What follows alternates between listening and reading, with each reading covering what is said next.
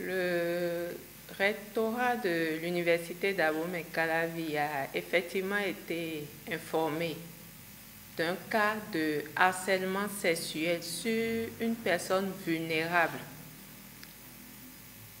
à la faculté des sciences humaines et sociales de l'université d'Abomey-Calavi.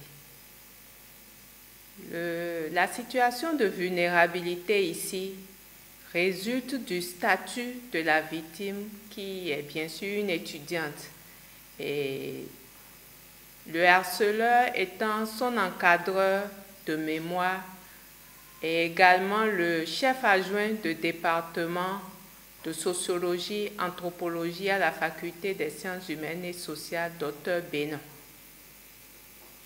Face à cette information qui affecte la réputation de l'université dans un contexte où l'université d'Abomey-Calavi œuvre ardemment à l'amélioration de sa visibilité et de sa crédibilité, aussi bien au plan national qu'international, des dispositions diligentes ont été prises.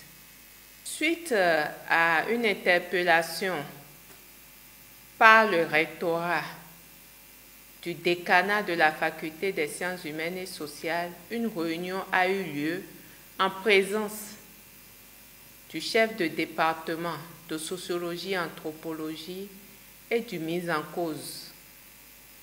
À la suite de cette séance, le dossier a été transféré au point focal de l'Institut national de la femme au sein de la faculté des sciences humaines et sociales. Au niveau du rectorat, l'intéressé, le mis en cause, je veux dire, a été reçu et écouté par le recteur. Une réunion a été initiée avec le père de la victime, mais n'a malheureusement pas pu se tenir, l'intéressé n'ayant pas pu se rendre disponible. L'information a été portée à la connaissance de l'autorité ministérielle. Des dispositions ont été prises pour suspendre l'intéressé de ses fonctions de chef adjoint de département et également de toute activité pédagogique et d'encadrement. Une lettre de saisine sera incessamment adressée au procureur de la République.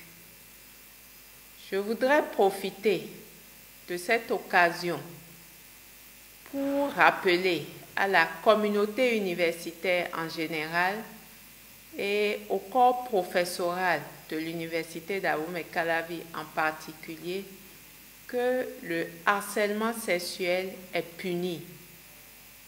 Lorsqu'il est commis en milieu éducationnel, la sanction est aggravée.